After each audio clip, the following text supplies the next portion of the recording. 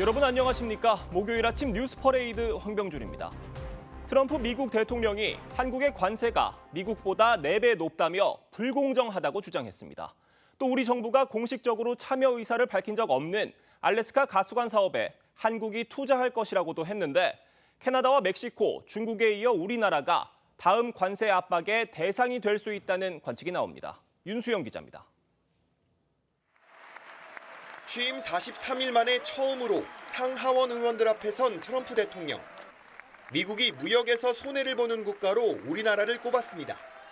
And South Korea's average tariff is 4 times higher, and we give so much help militarily and in so many other ways to South Korea, but that's what happens. 우리 기업인 삼성전자와 SK 하이닉스 등 반도체 시설 투자에 보조금을 지급하는 반도체법도 폐지하겠다고 했습니다. 트럼프는 또 우리나라와 일본이 알래스카 가스관 프로젝트에 참여할 것이라고 했습니다. Japan, South Korea, and other nations want to be our partner with investments of trillions of dollars each. 알래스카 북쪽에서 나오는 천연가스를 1,300km의 송유관을 통해 앵커리지 인근 항구까지 옮기는 이 사업은 초기 사업비만 64조 원이 투입되는 초대형 프로젝트입니다. 우리 정부는 사업 참여를 검토하긴 했지만 경제성 문제 등으로 공식 투자 계획을 밝힌 적은 없습니다. 트럼프 대통령의 이딴 한국 관련 언급은 다음 달 2일 발표할 상호관세에서 우리나라에 높은 세율을 부과하려고 사전 정지 작업을 하는 게 아니냐는 관측이 나옵니다. TV조선 윤수영입니다. 네, 트럼프 대통령은 또 이번 상원 연설을 통해 미국의 조선업을 부활시키겠다고도 했습니다. 미국 조선업에 투자하는 기업에게 혜택을 주겠다고 말했는데 조선업은 우리가 활로를 모색할 수 있는 분야이기도 하지만 긍정적으로만 바라볼 수도 없다는 분석입니다. 오현주 기자의 보도입니다. 트럼프 대통령이 조선업을 원래 있어야 할 미국으로 가져오겠다고 말했습니다. Announcing tonight that we will create a new Office of Shipbuilding in the White House and offer special tax incentives to bring this industry home to America where it belongs. 각종 혜택으로 경쟁력 있는 외국 조선업체들의 대규모 미국 투자를 유도해 무너진 미국 조선업 기반을 재건하겠다는 겁니다.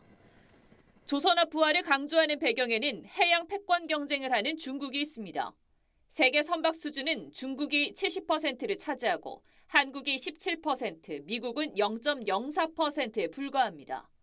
제조업도 부활하고 내셔널 시큐리티도 대외 의존도를 줄이겠다. 경제 안보하고 상당히 연계된 행보가 아닌가. 조선업은 트럼프 2기의 대표적인 한미 협력 분야로 꼽힙니다. 트럼프 대통령은 당선 직후 윤석열 대통령과의 첫 통화에서도 한국과의 조선 분야 협력을 기대한다고 언급했습니다. 하지만 보안과 기밀 보장, 세제 혜택 등을 이유로 미국 현지 생산과 기술 이전까지 요구할 가능성도 있습니다. 미국 우선주의로 바라보면 변수가 전혀 없는 게 아니에요. 한국이 그 수혜를 받을 것이다라는 그런 생각보다는 미국이 필요한 부분을 적절하게 맞추어주고. 전문가들은 미국 내 조선업 기반을 구축하겠다는 트럼프의 의도가 우리 조선업의 경쟁력을 약화시키는 결과로 이어질 수 있다며 세밀한 대응책이 필요하다고 지적합니다. TV조선 오현주입니다. 네, 이런 가운데 미국이 캐나다와 멕시코산 자동차에 부과하기로 했던 25% 관세를 한 달 동안 유예하기로 했습니다. 미 백악관 대변인은 오늘 상호 관세는 여전히 4월 2일 발효된다면서도 관세 한 달 유예는 미국과 멕시코, 캐나다 협정에 관련된 기업의 요청에 따른 것이라고 설명했습니다. 백악관은 또 트럼프 대통령이 추가 관세 면제에 대한 의견을 청취하는 데도 열려 있다고 전했습니다.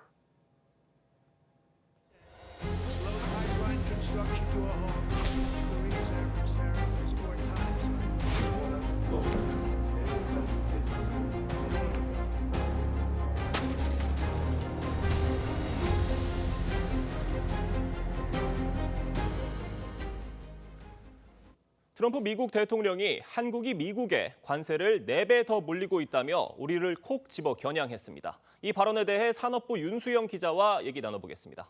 안녕하세요. 윤 기자, 먼저 트럼프 대통령의 4배 관세 발언, 이거 사실입니까? 이건 사실이 아닙니다. 이 발언 때문에 우리 정부가 어제 관계부처 합동으로 설명 자료를 냈는데 이 정부는 현재 한미 양국의 관세는 0% 수준이라면서 지난해 기준 0.79%가 부과됐고 환급까지 고려하면 이것보다 낮아진다고 했습니다. 이 한미 자유무역 협정 FTA가 체결된 2007년 이후 시장 개방이 순차적으로 진행이 돼서 2012년 이후부터는 한미 양국 모두 98% 이상의 상품에 관세가 없어진 상황입니다. 우리는 FTA 대상이 아닌 쌀과 내년부터 관세가 풀리는 쇠고기 등 농수산물을 제외하고는 이 나머지 공산품들의 대미 관세가 아예 없는 상황입니다. 그럼 이 트럼프 대통령 입에서 나온 4배라는 수치는 어디서 나온 겁니까? 이걸 굳이 찾아보자면 우리나라가 WTO, 즉 세계무역기구 회원국에 부과하는 최혜국 대우 관세율이 산술적으로 평균을 냈을 때 13.4%인데요. 이 3.3%인 미국의 4배 수준으로 높습니다. 그런데 이마저도 무역을 얼마나 하는지 가중치를 계산을 하면 8%대로 내려갑니다. 근데 이건 FTA가 체결되지 않은 일반 WTO 가입국을 대상으로 한 수치라 이 우리와 FTA를 체결해 특혜 관세를 받고 있는 미국은 해당되지 않는 관세입니다. 트럼프 대통령이 다른 나라들이 미국 제품의 부가가치세를 부당하게 부과한다, 이런 주장도 했다고 하는데 어제 발언이 이걸 말한 건 아닙니까? 그럴 가능성이 나오는데 트럼프 대통령이 말한 4배는 아닙니다. 이 트럼프 대통령은 지난달부터 부가가치세가 관세보다 더 징벌적이라면서 이 부가세를 매기는 나라들을 겨냥하겠다고 예고를 했습니다. 미국은 이 연방 차원의 부가세가 없고 주별로 이 평균 6.6%의 판매세를 부과합니다. 한국의 부가가치세가 10%라 약간 더 높은 수준이기는 한데 이 4배 차이가 날 정도는 아닙니다. 이 부가세는 20% 이상을 부과하는 유럽을 노린 발언이었다는 게 전문가들의 의견입니다. 그럼 어제 트럼프 대통령의 발언의 노림수는 뭐라고 봐야 되겠습니까? 이 전문가들은 구체적인 수치보다는 트럼프 대통령이 한국을 콕 집어 말한 것이 문제라고 보고 있습니다. 특히 미국이 군사적 도움을 주는데 이 한국 관세가 높다고 언급을 한 걸 보면 주한미군 감축이나 방위비 분담금 등 여러 청구서를 패키지처럼 요구할 가능성이 언급되고 있습니다. 전문가 이야기 들어보시죠.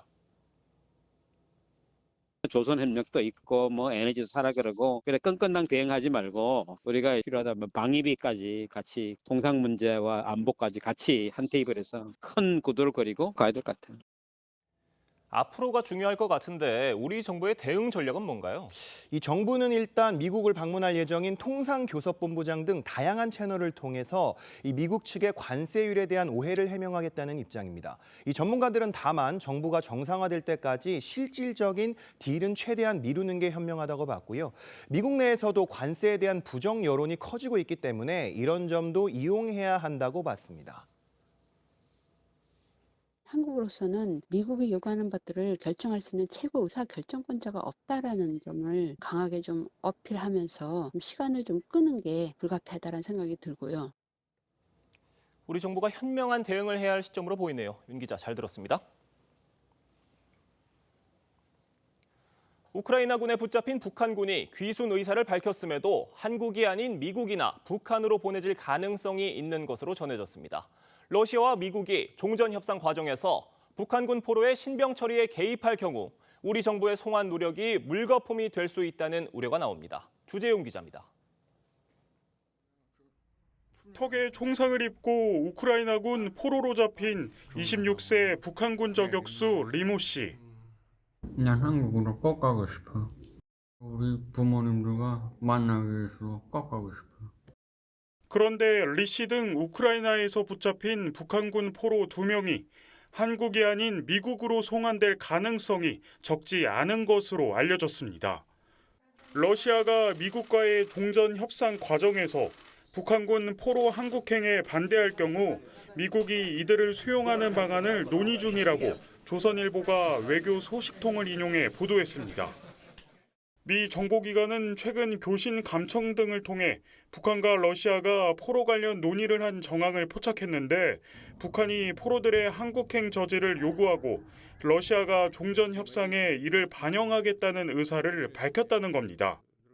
우리의 송환 의지가 패싱되지 않도록 정부에서는 더 신속하고 각별한 조치를 취해 주실 것을 요청합니다. 미 정보기관은 러시아가 북한군 포로를 자국 병력이라고 주장하면 한국행이 어렵다고 보고 이들을 미국으로 데려가는 방안을 고려하는 것으로 파악됐습니다.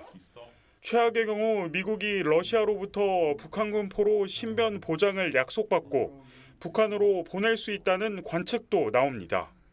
TV조선 주재용입니다.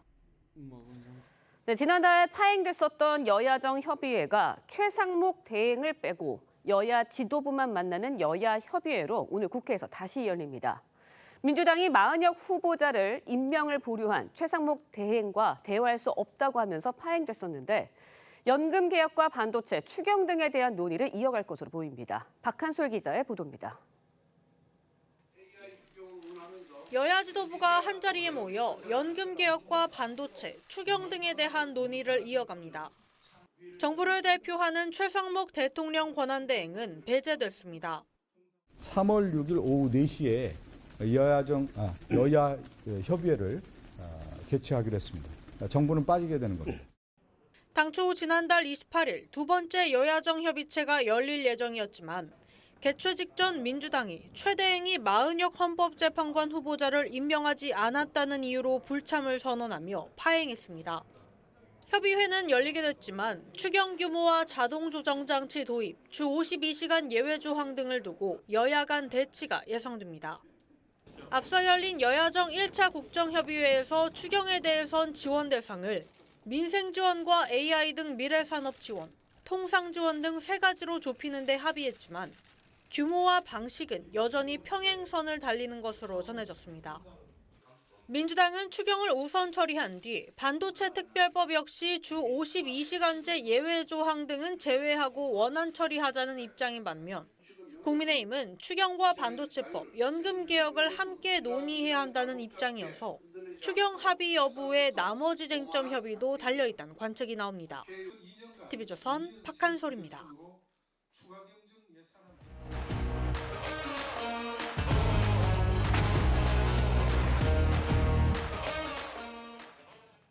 정치권 소식 살펴보는 아침의 맞수 시간입니다. 네, 송영훈 국민의힘 전 대변인, 강성필 민주당 부대변인 함께합니다. 안녕하세요. 안녕하세요. 윤석열 대통령 탄핵 심판이 최종 선고만을 남겨두고 있습니다. 여야는 각각 한덕수 총리 탄핵 심판과 마은혁 헌법재판관 후보자 임명을 두고 공세를 이어가고 있는데요. 여야 입장 먼저 들어보겠습니다. 지금 여러 가지 리더십의 공백을 조금이라도 메우기 위해서라도 우리 한덕수 총리에 대한 탄핵 심판은 빨리 결정을 해야 된다고 생각합니다. 질서 유지에 모범이 되어야 될 대통령 권한대행이 아예 대놓고 최선두에서 법률이 아니라 헌법을 어기고 있습니다. 엄중한 책임이 기다리고 있다는 사실을. 한덕수 총리 탄핵 심판, 이 헌재가 국회 측의 검찰 조서 확보 요청을 받아들이면서 결론이 좀 늦어질 것 같아요. 어떻게 보세요? 결론부터 말씀드리면 상당히 늦어질 가능성이 생겼고 그로 인해서 절차적 불확실성이 높아진 부분이 제법 우려가 됩니다. 2월 19일에 한덕수 국무총리 탄핵 심판 변론이 종결이 됐어요. 그런데 아직 선고 기일조차 잡히고 있지 않고 말씀하신 것처럼 헌재가 국회에 또다시 인증등본 송부 촉탁을 보내면서 검찰에 보내면서 그러면은 검찰의 회신이 와야지만 국회도 참고 자료로 제출할 수 있는 기회가 있고 그걸 또 헌재가 받아보고 변론을 재개할지 여부를 결정을 하지 않겠습니까? 이러면은 언제까지 늘어질지 정말 답이 안 나옵니다. 그런데 지난번에 1시간 반 만에 변론을 종결했고 증인도 채택하지 않았잖아요. 그러면 헌재도 내심으로는 이 탄핵 사유는 거의 존재하지 않다시피 한다는 것을 잘 알고 있습니다. 조속하게 선고를 해서 우리 사회의 국정 안정과 불확실성을 끝내야 된다. 이런 부분을 좀 강조해서 말씀드리겠습니다. 말씀해 주신 내용 중에 다시 한덕수 총리 탄핵 심판의 변론이 재개될 가능성도 지금 있는 거라고 볼 수가 있는 겁니까? 만약에 검찰에서 기록이 오고 국회가 이걸 참고자료 형태로 냈을 때 헌재가 이것은 참고자료가 아니고 서증으로 되어야 된다라면은 증거조사 과정을 거치기 위해서 변론을 재개할 가능성도 있습니다. 그렇기 때문에 지금 절차적 불확실성이 굉장히 커졌고 우려가 있는 것이죠. 네, 이렇다 보니까 결국은 현재가 한 총리 사건과 또 윤 대통령 탄핵 선고 같은 날 하는 거 아니냐 이런 우려도 제기되고 있거든요. 어떻게 보세요? 근데 이제 송 변호사님께서 말씀하셨지만 한덕수 국무총리에 대한 탄핵 심판이 이게 늘어질 수가 있는데 이런 상황에서는 사실 윤석열 대통령의 탄핵 심판의 결과가 빨리 나오는 것이 저는 혼란스러운 이 상황을 종료하는 거라고 생각을 합니다.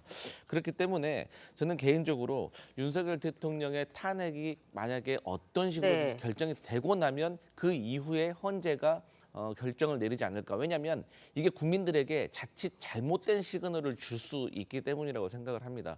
그래서 저는 개인적으로 어쨌든 간 헌재가 17일까지 일정을 다 비워놨다는 거는 아마도 그 전에 윤석열 대통령의 탄핵 심판에 대해서 결정을 내리겠다라는 시그널로 읽혀지는데요.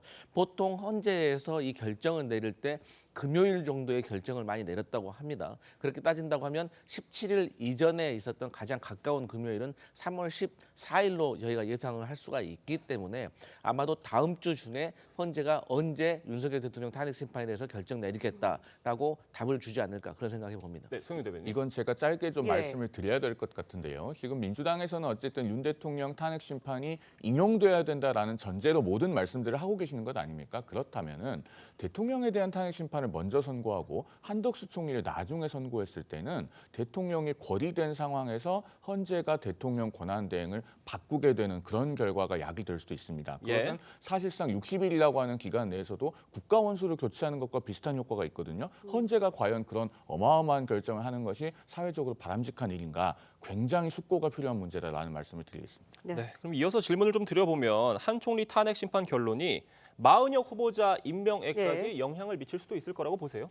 일단 현재 최상목 권한대행이 가장 숙고하고 있는 부분은 마은혁 헌법재판관 후보자를 지금 임명했을 때 중간에 윤 대통령 탄핵 심판에 투입될 경우 그로 인한 사회적인 논란, 국론 분열, 절차적 불확실성 이런 부분을 굉장히 많이 고민하고 있을 겁니다. 그리고 한덕수 국무총리가 복귀할 가능성에 대해서는 사실 그것은 가장 중요한 문제라기보다는 어떤 부수적인 고려사항 정도는 될 수 있을 거예요. 다만 말씀하신 것처럼 한덕수 국무총리 탄핵 심판은 기각될 가능성이 높기 때문에 복귀를 한다면은 그 임명 여부를 결정하는 주체도 국무총리인 대통령 권한대행이 하는 것이 더 바람직할 수는 있겠죠. 그런 부분에 대한 고려가 전혀 없다고 할 수는 없을 겁니다. 네, 뭐 가정입니다. 마 후보자가 만약에 헌재 심판에 탄핵 심판에 참여를 하게 된다면 윤석열 대통령에 대한 탄핵 심판이 좀 더 늦어질 수밖에 없고 그렇게 되면 이재명 대표의 선거법 2심 선고 더 빠르게 나오는 거 아니냐. 이게 더 빠르게 나오는 거 아니냐. 이런 예상도 있는데 이건 어떻게 보세요? 뭐 그런 시나리오가 충분히 펼쳐질 수도 있지만 저는 개인적으로 상당히 가능성을 낮게 볼 수밖에 없습니다. 왜냐하면 최상목 권한대행이 일단 마은혁 후보자에 대한 임명을 하지 않고 있습니다.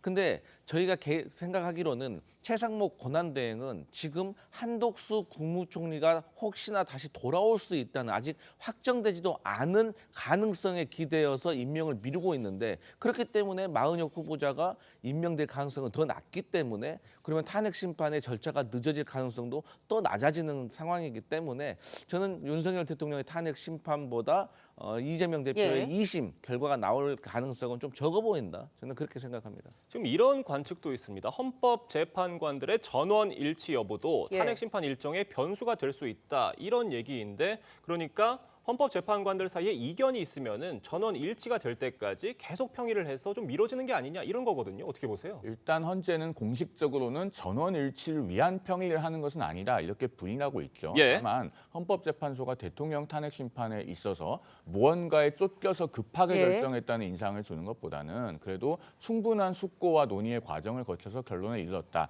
이런 것을 보여주는 게 바람직할 겁니다. 그리고 원론적으로 말씀을 드리면 헌법재판소의 결정문은 반대 의견뿐만 아니라 보충 의견, 별개 의견도 적은 것이 가장 깔끔하죠. 그런 점에서 헌재도 여러 가지 논란을 최소화하기 위한 고려는 있을 것이고 특히 최근에 두 번의 눈에 띄는 결정이 있습니다. 이진숙 방통위원장 탄핵 심판은 4대 4로 결론이 나오면서 헌재가 대단히 진영화된 것이 아니냐라는 우려가 있었죠. 그 이후에 마은혁 헌법재판관 후보자 임명 보류 사건은 8대 0으로 결정이 나왔습니다. 사실은 중간에 변론 재개를 하지 않았으면 그게 5대 3으로 나왔을 거예요. 이런 흐름을 봤을 때 헌재가 어떤 고려를 하고 있는지 감지할 수 있는 측면은 있다. 이렇게 말씀드리겠습니다. 네, 알겠습니다. 헌재 결정, 이게 다음 주면 벌써 3월 중순이거든요. 그렇다 보니까 헌재 결정이 좀 다가오면서 거리에 탄핵 찬반 여론전도 가열되는 양상이거든요. 근데 거리의 그런 여론전도 헌재 판단에 좀 영향을 미칠 수 있을까요? 어떻게 보세요?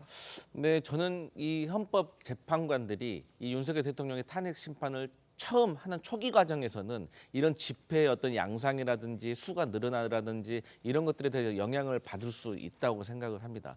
하지만 저는 이 서부지법 그 난동 사태를 기점으로 인해서 저는 헌법재판관들에게 더 이상 이 어떤 여론의 양상은 영향을 주지 못할 거라고 생각하고 오히려 이 탄핵에 반대하는 어떤 보수층의 결집된 모습이 더 커질수록 저는 오히려 헌법재판관들에게는 더 부정적인 영향을 주지 않을까라고 생각하고요.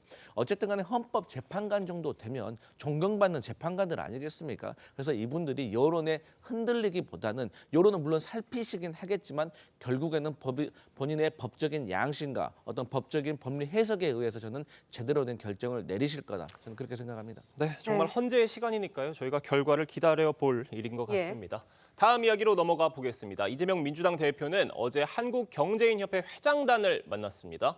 민주당 대표와 한경협이 만난 건 10년 만이라고 하는데 이재명 대표가 경제계와 접촉면을 계속해서 좀 넓혀가고 있는 것 같아요. 어떻게 보세요? 많이 만난다고 해서 의미가 꼭 있는 건 아닌 것 같습니다. 왜냐하면 이재명 대표가 지난달 20일에 현대차 방문을 했잖아요. 그 자리에서는 기업의 성장이 가장 중요하다고 했습니다. 그 다음 날 한국노총과 민주노총을 방문해서는 진성준 정책위 의장을 대동하고 간 자리에서 우리는 52시간 예외 안 하겠다. 그리고 노란봉투법 민주당의 당론으로 반드시 하겠다. 이런 것을 민주당이 약속을 하고 왔어요. 그러면은 기업의 성장이 가장 중요하다면서 그 다음 날에는 파업을 조장하는 노란봉투법을 반드시 하겠다. 이게 양립이 가능한 이야기입니까? 그러니까 이재명 대표의 경제에 관한 말은 지금 아무런 신뢰값이 없습니다. 한경협에서도 뭐 이재명 대표를 만나긴 했습니다마는 그 말에 대해서 어떤 장밋빛 이야기를 하더라도 큰 비중을 두지 않을 것 같고 한 가지만 더 말씀을 드리면은 상법 개정에 대해서 지금 이재명 대표는 하겠다는 의지를 어제 재차 피력을 했잖아요. 이 부분에 대해서는 재계의 우려가 대단히 클 겁니다. 주주에 대한 충실 의무를 명문화한다는 것이 사실 언뜻 듣기엔 좋지만 주주는 1대 주주, 2대 주주, 소액 주주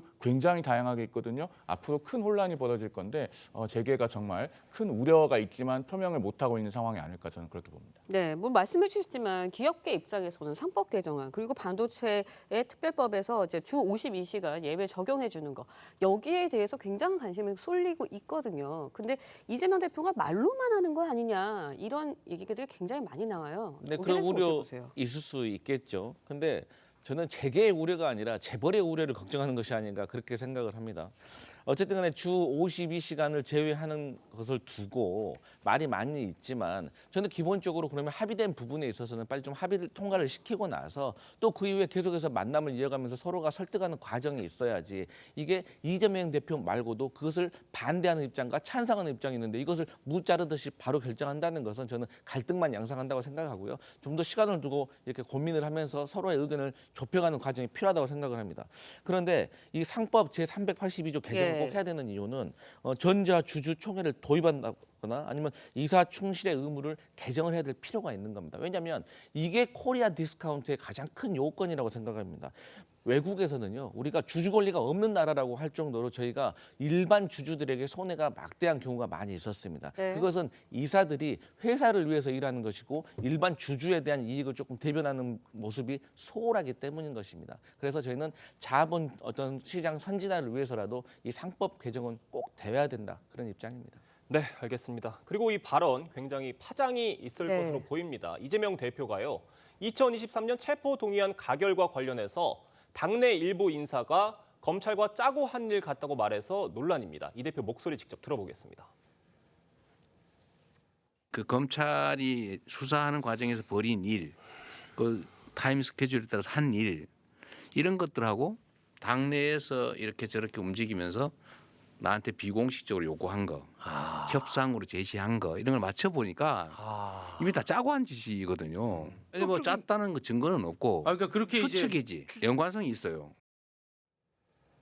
뭐 내용은 들으신 대로입니다. 다소 이해가 안 되는 부분이 있는 건데 이재명 대표가 최근에 비명계 인사들 만나면서 비명계 끌어안기에 나섰다 이런 평가들이 나오고 있었거든요. 그런데 왜 이 시점에 저런 발언했다고 보세요? 여러모로 참 이해하기 어려운 발언이죠. 방금 전에 저희가 영상에서 봤습니다만 이재명 대표 스스로도 증거는 없다고 하지 않습니까? 저런 발언을 우리가 네 글자로 피해의식이라고 합니다. 그러니까 본인의 체포 동의안이 국회에서 통과가 돼서 구속 직전까지 갔던 것에 대해서 아직도 당내 일부 비명계 의원들이 검찰 검찰과 짜고 일종의 그 당내 쿠데타를 벌인 것이 아니냐 이런 피해의식에 사로잡혀 있는 거예요. 그렇기 때문에 이재명 대표가 최근에 뭐 김경수 전 경남지사, 김동연 경기지사, 김부겸 전 총리, 그다음에 박용진 전 의원, 임종석 전 의원까지 두루 만났지만 그 통합을 표방하는 행보가 한 번에 무일로 돌아가는 이런 발언을 한 것 아니겠습니까? 그리고 더 주목해서 볼 것은 영상에는 안 나왔지만 어제 어떤 발언이 있었냐면은 기자들이 이 발언에 대해서 질문을 하니까 아직도 비명계라는 것이 있느냐 이런 발언을 했습니다. 아마 민주당의 그 비주류 인사들이 들으면은 굉장히 섬뜩한 느낌을 받았을 겁니다. 겉으로는 부드럽게 말하는 것 같지만 실상 그 함의는 아직도 당내에서 비명계라고 하는 것이 정치적 포지션, 어떤 정치적인 힘을 갖고 있느냐, 정치적 생존이 가능하냐 이런 함의가 있는 것이기 때문에 여러모로 민주당의 당내 통합에 부정적일 뿐더러 이것을 중도와 무당층은 굉장히 부정적으로 받아들일 가능성이 높다 이렇게 말씀드리겠습니다. 네, 뭐 말씀을 해주셨지만 이재명 대표, 민주당의 대표입니다. 당의 대표가 뭐 증거는 없지만 저렇게 당의 분열을 야기할 수 있는 이런 발언을 하는 건 어떤 의도에서 나온 발언이라고 생각하세요? 네, 저는 이런 발언을 두고 비명계가 오해할 수 있지만 저는 반발할 필요 없다고 생각합니다. 이재명 대표가 지적하고자 했던 거는 어떤 비명계, 그러니까 이재명 대표를 부정적으로 생각하는 분들이 검찰과 짰다는 거에 대해서 이거 비명계 의원들이나 현역들을 지적하는 게 아니라 검찰에 대해서 지적을 했다고 저는 생각을 하고 있거든요. 최근에도 보면요, 국민의힘에서도요, 전직, 현직 의원들에 대한 송사가 지금 막 밝혀지고 있습니다. 그러니까 국민의힘 내부에서도 왜 이 시점에 이런 일이 나오지? 라고 말을 하고 있어요. 그게 저는 이재명 대표가 어제 발언했던 거하고 일맥상통한 것이 있다. 하지만 이게 객관적으로 사실 증거가 있는 건 아닙니다. 하지만 본인에게는 나름대로의 심증과 물증이 있는데 이게 객관적으로 어떻게 증명할 길이 좀 어려운 것이죠. 그럼에도 불구하고 당의 지지자들에게라도 여기에 대해서 어떤 호소를 함으로 인해서 앞으로도 검찰 세력에 대해서 견제를 하는 듯한 그런 해석으로 저는 받아들였다. 그래서 비명계가 오해할 일이 아니다. 이런 생각합니다. 그런데 비명계에서 반발이 나온 것도 사실이고요. 그 반발에 대해서 이재명 대표가 어제 아직도 비명계 그런 게 있냐 이렇게 얘기를 한 부분에 대해서는 저희가 어떻게 해석을 해야 되겠습니까? 사실 이제 당내에서 비명계라는 어떤 세력이 많이 줄어든 건 사실입니다. 그런데 저는 다시 말씀드리지만 비명계가 만약에 저런 발언에 대해서 이재명 대표가 내가 당신들을 공격하려는 게 아니라 검찰이 그런 어떤 검은거리를 하려고 했다는 어떤 나름대로의 본인의 심증과 물증이 있는데 그걸 증명할 길이 없다라고 말한 거에서 계속해서 손해한다면 저는 그것 또한 비명계 의원들도 좀 논리가 맞지 않다. 저는 그렇게 생각합니다. 알겠습니다. 저희가 다음 이야기로 넘어가 보겠습니다. 한동훈 전 국민의힘 대표가 어제 북 콘서트를 열고 본격적인 정치 행보에 나섰습니다. 장면 영상으로 보겠습니다. 안녕하세요. 잘 지내셨습니까? 저도 잘 지냈습니다. 권력도 잘못된 길을 갈 수가 있어요. 그럴 때 옆에서 직언하고 이러면서 바로 잡아가는 게 좋은 정치입니다. 대통령님 자주 만나고 이런 분들 많았잖아요. 그걸 자랑하면서 다녔던 분들 많잖아요. 그 시간에 직언을 했었어야 된다고 생각해요.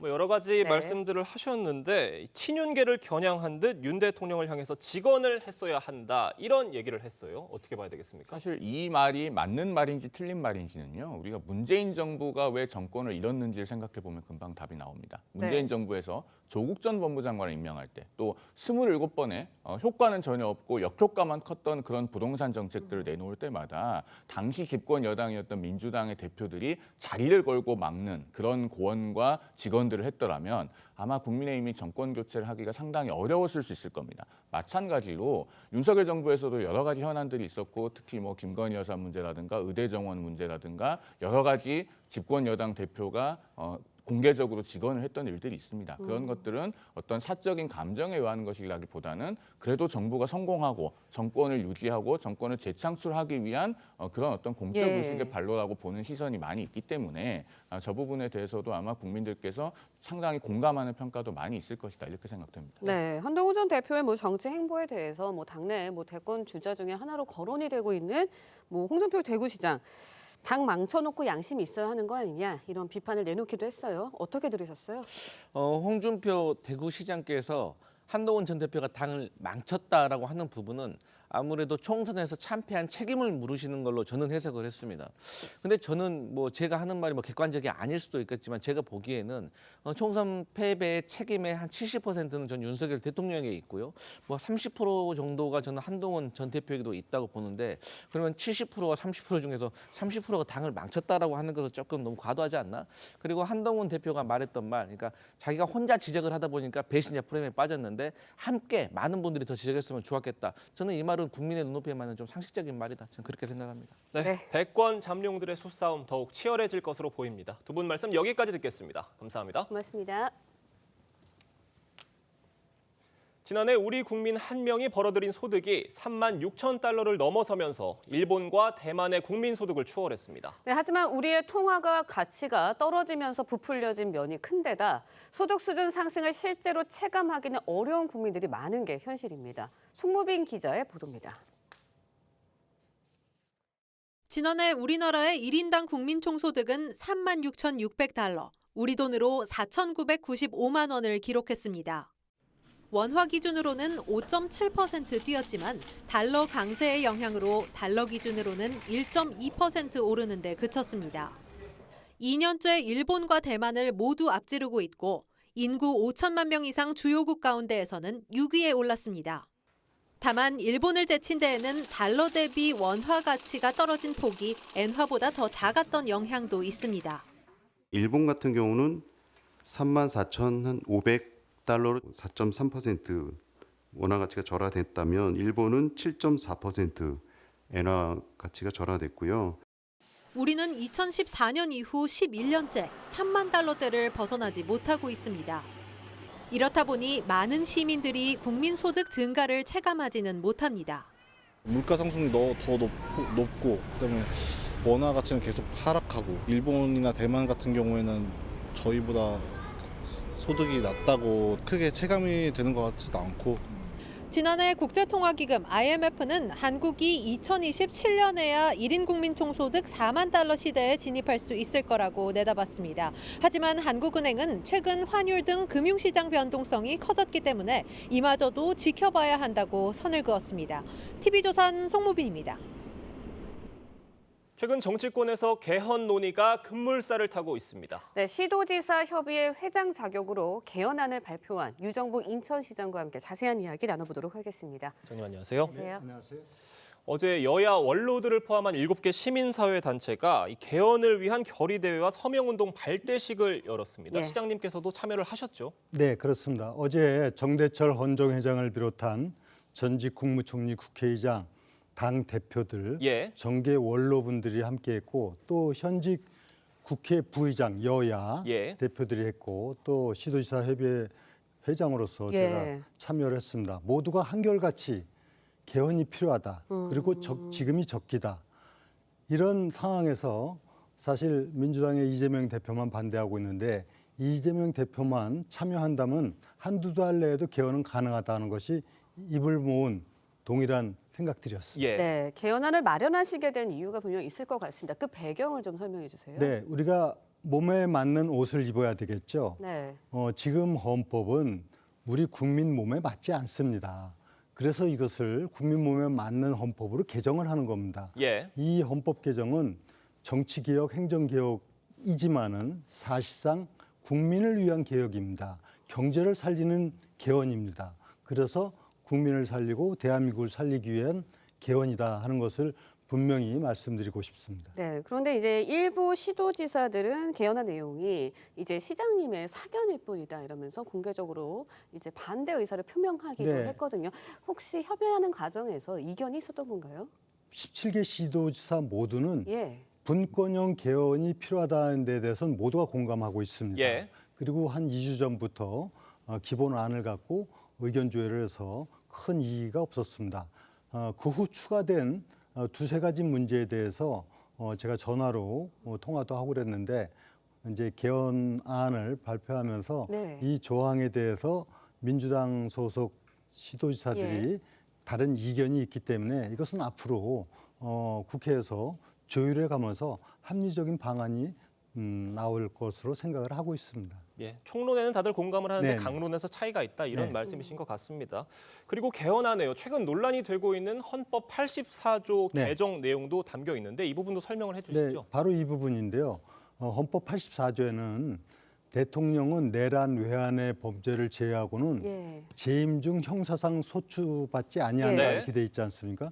근데 이 재임 중 형사소추를 받지 않는다는 것이 재임 중에 생긴 형사 사건이냐 아니면 재임 이전의 문제도 포함하느냐에 대해서는 명확한 규정이 없습니다. 예. 이것을 좀 명확하게 하고자 하는 얘기인데 이것은 뭐 앞으로 국민들께서 네. 또 국회에서 어떤 것이 합당한 것이냐. 그래서 법에 미흡한 흠결사항을 치유해서 법적 안정성을 갖고 가자 하는 것이 이제 저희 생각이고 예. 앞으로 공론화 과정이 있기를 바랍니다. 네. 개헌이 현실화가 되기 위해서는 사실 이재명 대표의 의지가 현실적으로 중요한 상황인 것 같은데 이재명 대표는 공개적으로 반대를 하고 있는 상황이잖아요. 거리를 두고 있는 상황인데 이재명 대표에 대해서 한 말씀 해주신다면요. 네, 이재명 대표께서 개헌은 빨간 넥타이만 좋아하기 때문에 반대한다고 그랬는데 어제 참여한 정대철 회장님을 비롯한 이낙연 전 예. 국무총리 등 여야를 막론하고 모든 정계 언론들이 한 목소리로 개헌을 해야 된다고 하는데 이것을 빨간 넥타이만 좋아하는 거라고 하는 건 명백한 사실과 다른 얘기를 하는 것이고 결국은 본인을 위한 정치적 이익을 위한 문제냐 예. 아니면 국민을 위한 개헌의 필요성이냐 이거는 명확하게 할 필요가 있습니다. 네, 개헌안 내용에 대해서 저희가 짚어보고 있는데 개헌안 중에요. 대통령 4년 중임제 또 정 부통령 선출에 대한 내용도 포함되어 있습니다. 이것도 어떤 내용인지 설명이 좀 필요할 것 네, 같아요. 대통령이 되고 나면은 사실상 국민을 크게 의식하지 않는 좀 독선적인 정치를 예. 하기가 쉽습니다. 그래서 중임제를 하게 되면 계속 국민과 소통하고 다시 심판받기 때문에 대통령이 독선을 막을 수가 있다. 다만 장기 집권을 막기 위해서 중임제로 한다. 이런 내용이고요. 예. 부통령제 신설은 지금 극단적 경우에 대통령이 유고시에 그렇죠.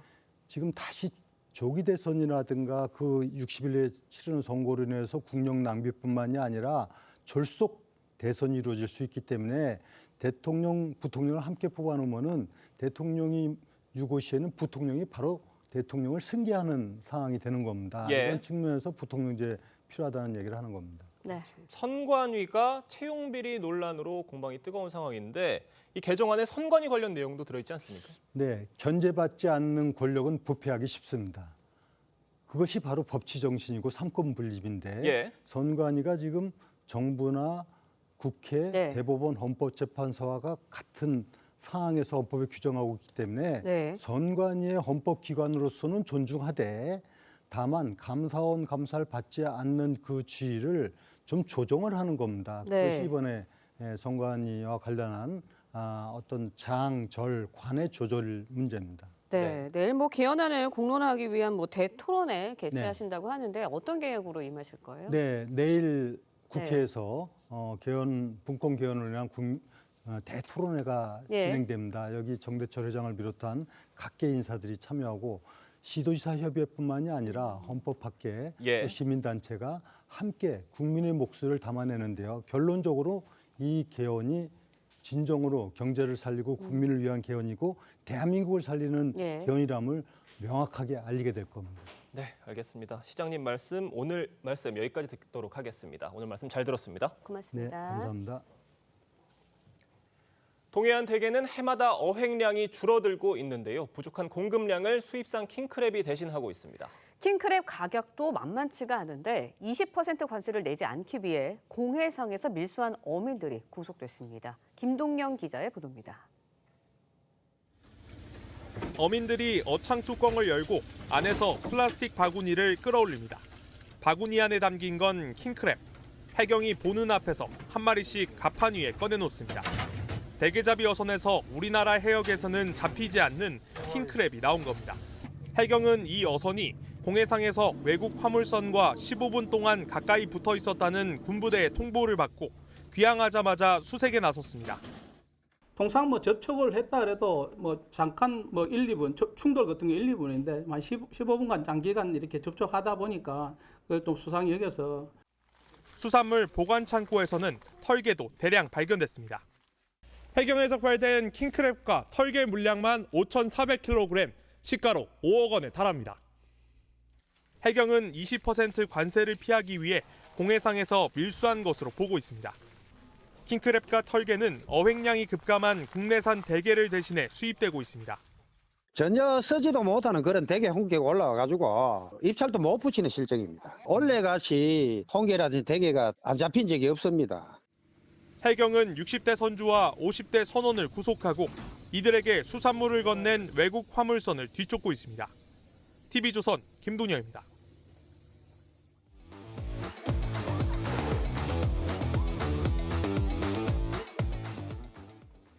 네, 화제가 된 사건 사고 소식 짚어봅니다. 아침의 이슈 시작합니다. 정혁진 변호사, 조기현 변호사 함께합니다. 안녕하세요. 네, 이 뉴스 정말 많이 보셨습니다. 60대 여성이 현금 2,600만 원 실수로 버렸는데 환경미화원들의 도움으로 1,800만 원을 되찾은 사연입니다. 그런데 아들의 수술비였다고 해요. 어떤 사연이 있었던 건가요? 네, 지난 2월 24일이었는데요. 네. 세종시로 전화가 왔어요. 전화를 딱 받았더니 누가 전화를 했느냐? 60대 여성분이 전화를 했는데 아들 병원비로 모아둔 2,600만 원 현금을 쓰레기로 착각해가지고 네. 자동 집화 시설에 버렸다, 이런 그 전화를 받은 거예요. 그러니까 담당자가 즉시 폐기물 집화장에 연락을 해서 이 쓰레기를 반출하지 말아라, 잠깐 예. 이거 스탑을 해라, 이렇게 이야기를 한 거고요.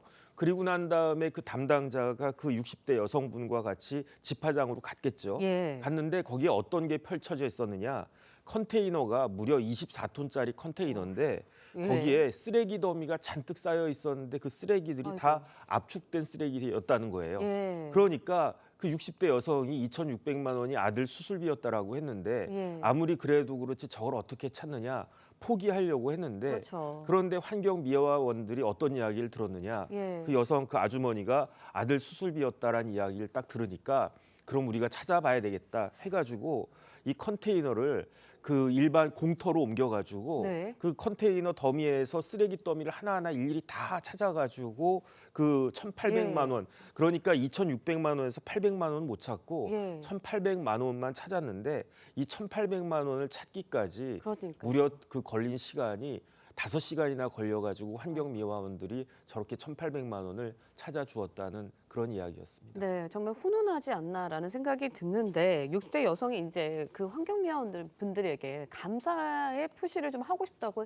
해서 작은 사례도 하려고 했는데 환경미화원들이 받지 않으셨다고 해요. 그렇다고 알려졌습니다. 네. 그러니까 오히려 못 찾은 돈이 있어 더 미안해했다고 알려왔습니다. 예. 그러니까 이 미담을 A 씨가 홈페이지에 글을 올리면서 알려지게 됐는데요.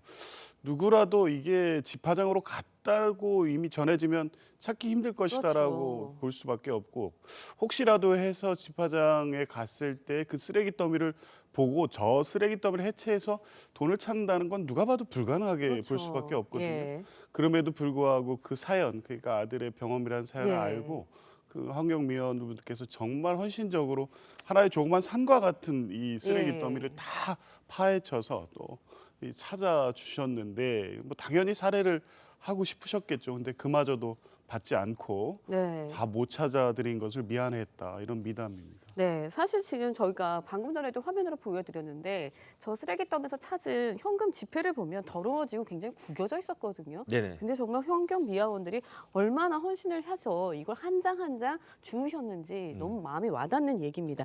시민들의 반응도 그만큼 뜨거웠다고요. 그럴 수밖에 없죠. 저는 그렇죠. 첫 번째로 예. 이 세종시의 담당자한테도 칭찬드리고 싶고요. 왜냐하면 즉각적이고 정확한 조치가 있었기 때문에 만약에 쓰레기가 반출돼서 다른 곳으로 갔으면 한 푼도 못 찾지 않았을까, 그 생각이 들고요.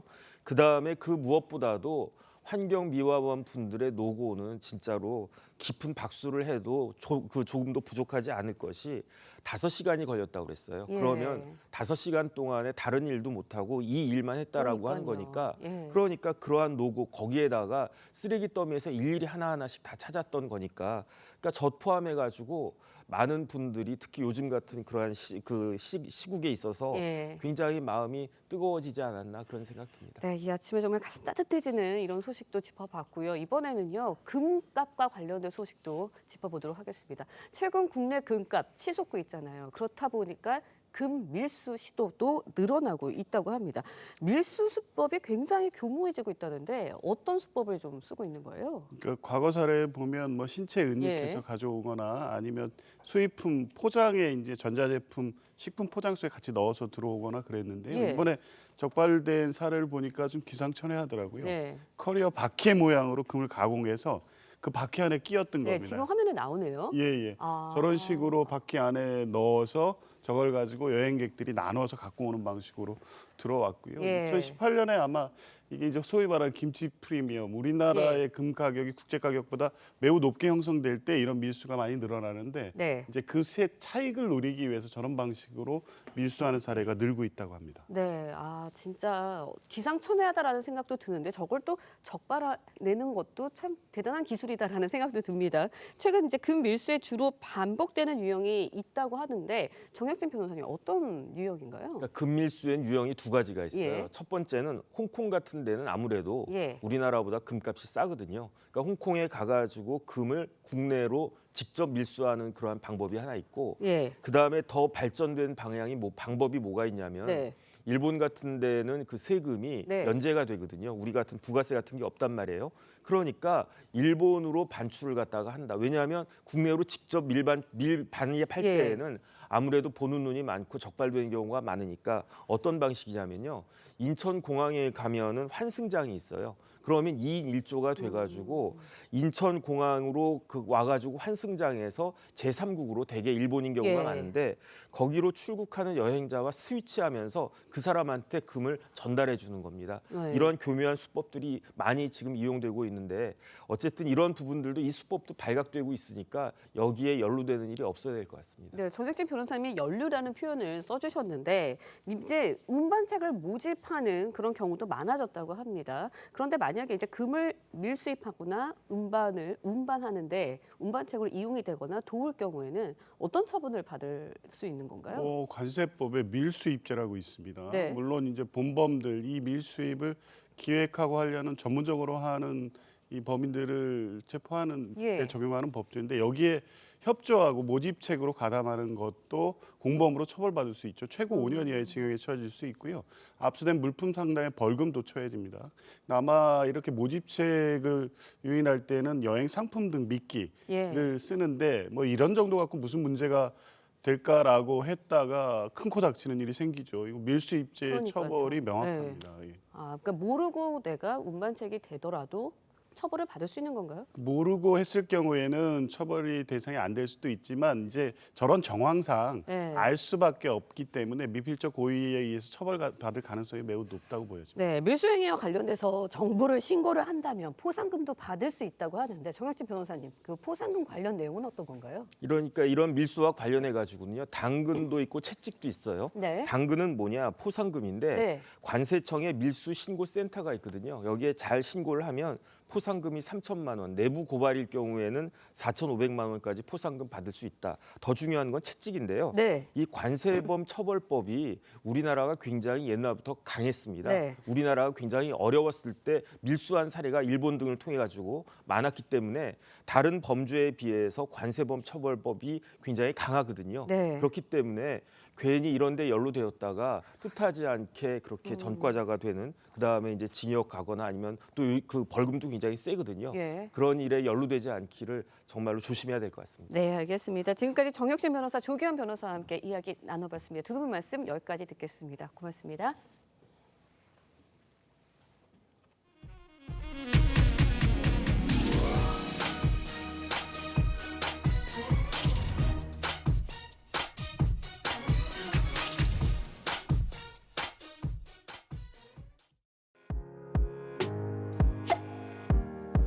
렌즈에 담긴 순간 그 의미를 짚어보는 시간이죠. 사진 기자가 선택한 아침의 한 장입니다. 오늘은 조선일보 사진부 이태경 기자와 함께합니다. 안녕하세요. 오늘 볼 사진 어떤 건가요? 네, 겨울잠 자던 개구리도 깨어난다는 경칩이 지났는데요. 경칩을 맞아 기지개를 켜고 활동을 시작하는 우리 주변 모습 사진으로 만나보겠습니다. 충남 천안인데요. 아열대 농작물을 키우는 하우스인데 개구리들이 모습을 드러냈습니다. 이 개구리들은 겨울에는 보이지 않다가 이맘때쯤 되면 모습을 드러낸다고 하는데요. 언제 겨울잠을 잤냐는 듯 부지런히 움직입니다. 개구리들을 보니까 봄 기운이 물씬 느껴지는데요. 또 겨울잠에서 깨어나는 것들이 있죠. 네, 그렇습니다. 네, 올해 개회 시기가 다소 늦어지기는 했는데요. 꽃들도 겨울잠에서 깨어나 예쁜 꽃봉오리를 틔우기 시작합니다.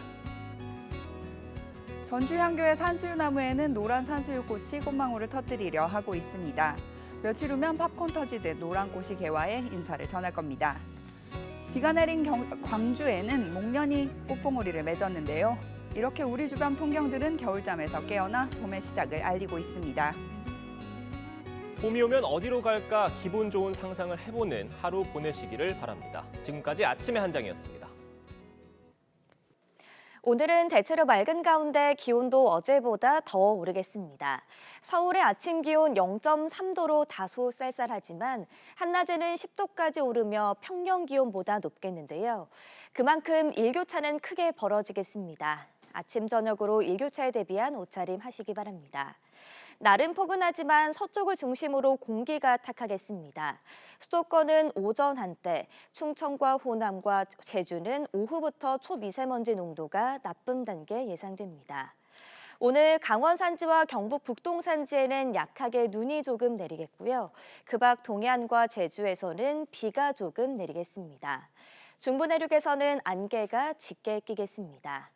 한낮 기온은 어제와 비슷하거나 조금 높겠는데요. 서울과 청주가 10도, 대전 11도, 강릉은 6도 예상됩니다.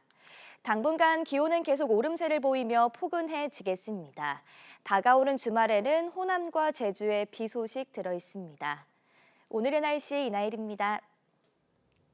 이상으로 목요일 뉴스 퍼레이드 마칩니다. 네, 저희는 내일 아침 7시 30분에 다시 찾아뵙겠습니다. 시청해주신 여러분 고맙습니다.